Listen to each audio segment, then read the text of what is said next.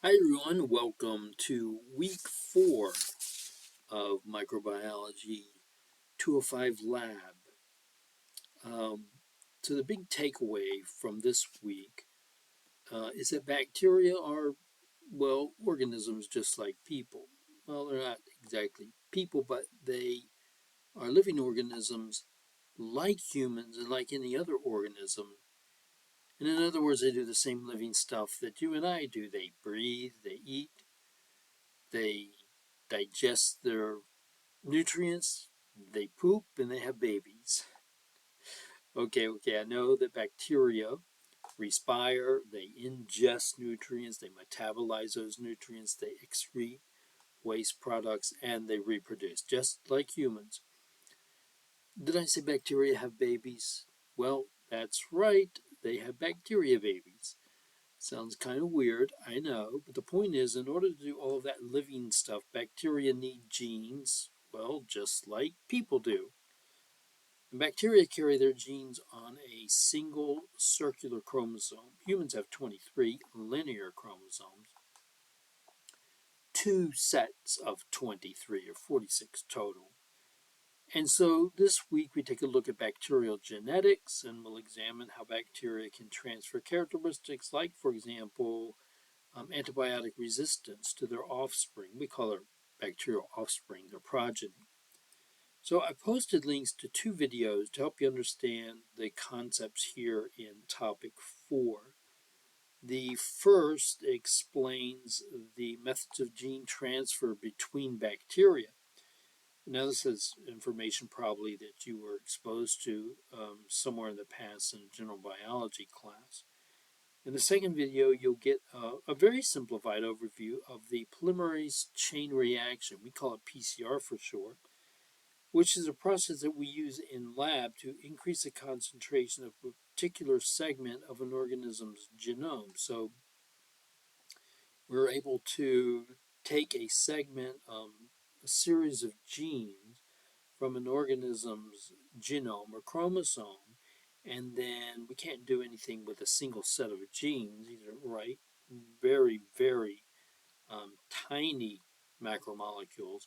Can't do anything with a single set of genes, but using the polymerase chain reaction, we polymerize in a chain fashion. In other words, polymerize, we make many copies in a chain-like fashion of those, say, 4 or 5 or 10 genes. And we can make 1,000,000 copies in just a matter of a couple of hours using this machine. It's automated. It's called the PCR, polymerase chain reaction.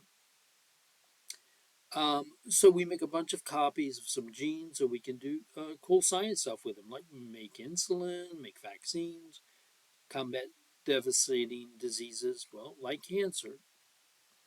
So this week you'll learn how bacteria can be transformed using plasmids. Plasmids are extracellular chromosomal DNA. So this is DNA that a bacteria picks up from another bacteria or picks up from the environment, and it's carried in a little circular, um, not a chromosome, but we call it a plasmid, but it's outside of the chromosome. So you have the single circular chromosome that carries the uh, bacterial genome, the normal genome, and then you have the plasmid. You may have many plasmids in a single cell that carries what we call extrasomal or outside of the chromosome DNA. And it's through those plasmids, that's where you get um, diversification, variation in bacteria, right? Because you know from previous studies, when bacteria reproduces via binary fission and the daughter cells are genetic copies, clones of the parent cell. So then the question in your mind may be, how then does nature provide variation in bacteria? Because after all, variation is the substance of evolution. So where do you get variation from bacteria if every generation is a clone? That's through plasmids. extracellular DNA or extrachromosomal DNA that the bacteria picks up from another bacterium or via a bacteriophage or from the environment. All right, so you'll learn how bacteria can be transformed using plasmids. That was the bottom line there. And you'll learn the primary steps of the PCR, polymerase chain reaction, and how we amplify segments of the genome. And once we amplify those segments of genes, then we have to put them in another machine. It's called gel electrophoresis, using an electrical current to draw the segments of DNA through based on electrical charge. So you get very heavy segments at the top of the gel, and as it goes down, you get lighter and lighter and lighter, and that's how we analyze the genomes of bacteria. All right, it's called gel electrophoresis, and you'll learn to how to interpret the results of that. Okay, it's kind of it sounds complicated, and if you look at it in detail, it is very complicated, and that's why I have posted a short video on the PCR um, that you can go. It's a YouTube video that you can watch that will simplify. You only need to know PCR on a very simplistic, superficial level. I know it deeply. have a have a thermocycler. The PCR, the machine is called a thermocycler because it cycles between high temperature and low temperature. I have one at home, but you only need to know it very superficially, just the idea of how segments of genes are amplified. Okay, housekeeping items for the week. We're working on topic 4, bacterial genetics. We're back to simulations again. There are 3 of them. Remember that these activities are due no later than Sunday. That's February 8, 11:59 p.m. GCU time.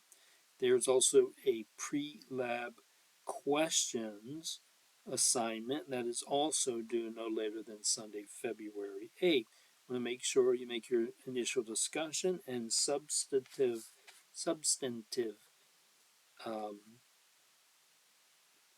peer substantive is what I say. Peer responses no later than Friday, February 6th, 11:59 p.m. GCU time. All right. Now, this is the middle of the term, and so you have your midterm exam to do.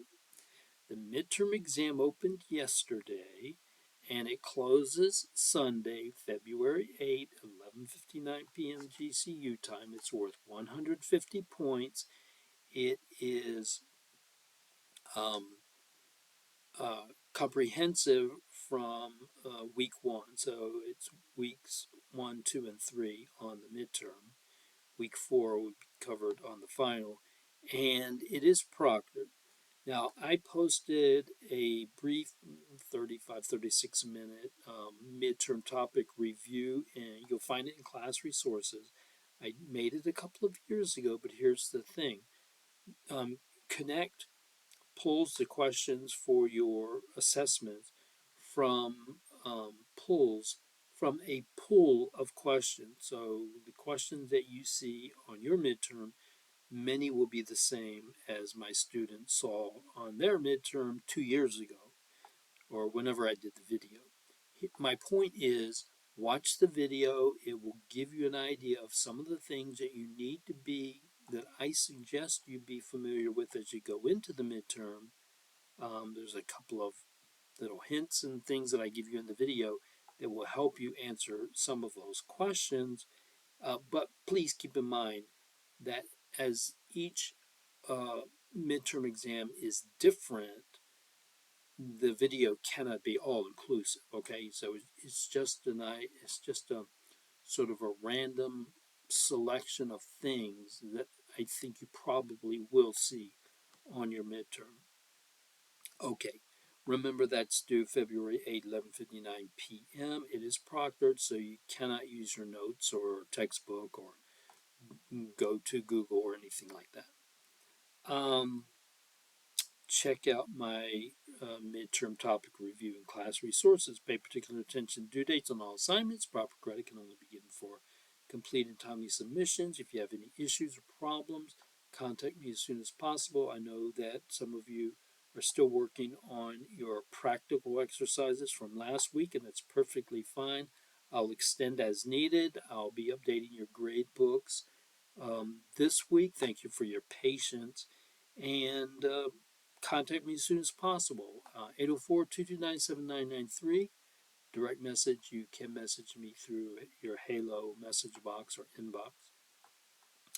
Two quickest ways to get a hold of me, and then certainly you can use campus email. All right? And that is it, I think. Let me know what's going on. Keep me posted. Some of you, I'm waiting for photographs from some of your either plates or your tubes. And if you're not sure about anything, if you haven't completed, if you haven't submitted anything and you're not quite sure, you have growth or not growth or whatever, just let me know. Just send me a note in Halo Message, and then I'll probably tell you, take a photograph, shoot me a photo back, and then I'll evaluate it, and then I'll let you know. So that is an option for you. Okay, that's all I have. Have a good rest of the week. Good luck on the midterm exam.